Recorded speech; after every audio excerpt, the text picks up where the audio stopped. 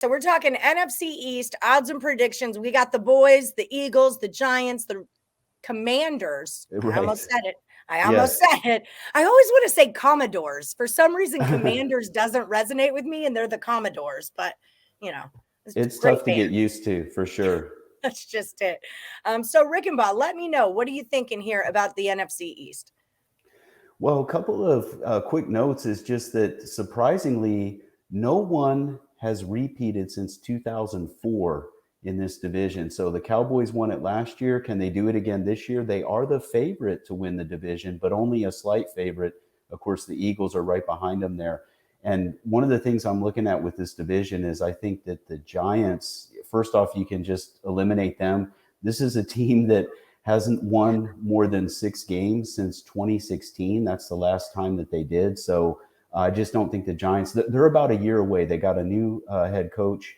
It's going to take a while to get adjusted. And again, their quarterback situation is so uncertain, Allie. So I think we can scratch the Giants off. Now, Washington was a team I was looking at actually as possibly a dark horse if Carson Wentz comes in and plays really well for them. But the thing is, I can't trust that defense. And I was looking at them today too, that Young, the guy, the defensive end for them, that's such a stalwart on defense, he's already been announced to miss the first game of the season. And if he ends up on the physically unable to perform list for the first 4 games of the season, that's also going to set Washington back. Their defense just can't be trusted, in my opinion. So I think we can also eliminate them in terms of who's going to win the title. And then you have to look at the facts that, again, no team has repeated since the Eagles back in 2004. It's now 2022. That's a long time ago since we've had somebody repeat and win the NFC East. So with the Cowboys winning it last year, who's going to win it this year? I would say we have to take a look at the Eagles to win this division. I think they've got everything in place to do it for sure. All right. So the Eagles, that is the way that we are rolling here. But I'm not feeling like we have any Super Bowl futures on any of these 4 teams. Definitely not taking it to that level. I don't think so. Because to me, it's also so hard to call between Dallas and Philly. I mean, I think it's going to be those two that are going to battle it out.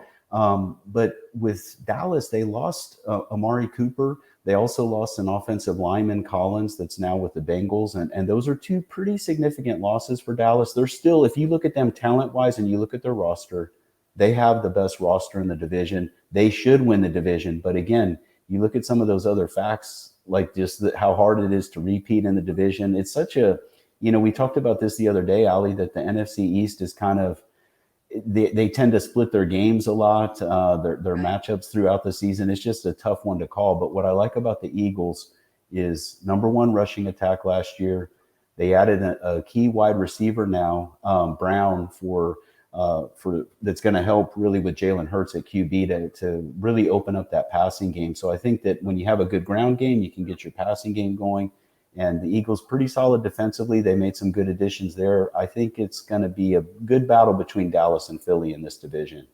All right. Well, I'll be looking forward to watching that. Scott, over at the site, what kind of packages or, subscriptions do you have lined up for the NFL season and the college football season for any viewers who want to jump on board with your premium plays?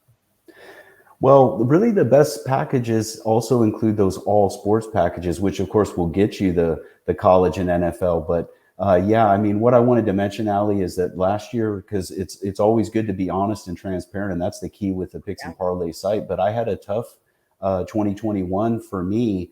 But this was after, if you look at the past records there, 2020 was number 1 overall for the year. 2018 was the same thing, number 1 for the year on the site. And there's a bunch of good cappers on that site. And number 4 in 2019. So 3 straight years of really solid overall success. And that included big football seasons, both in college and pro. So guess what? After I fell off a little bit last year, just watch what's going to happen in 2022. And I'm excited about this season and really looking forward to it. But yeah, those packages, you can pick up an NFL pass or a college pass, or again, take a look at those all sports passes and you get a ton of action with those. And it's going to be a busy autumn, as we all know, with basketball right around the corner too. Yeah, that is a really good point. The all sports pass is going to get you all the sports. That's why we call it Yes. that. We keep it super Yes. simple for you. But yeah, so definitely look into that, Scott. You are one of the best cappers on our site. And you give out a lot of good value plays too. None of that minus 150 stuff. I see a lot of plus money out of your premium plays. And that's really what viewers should be looking for when you're selecting the handicapper that you're going to tail. It's kind of a big deal.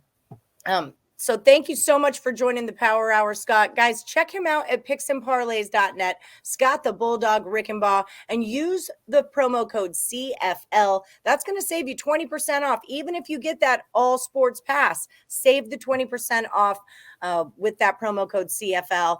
Until then, I will catch you next week, Scott. It's getting excited. We're getting down to it. It's happening, man. It's happening. Yes, getting close. Excited for sure. Thanks a lot, Allie, and looking forward to it. No problem at all. Thanks for stopping by.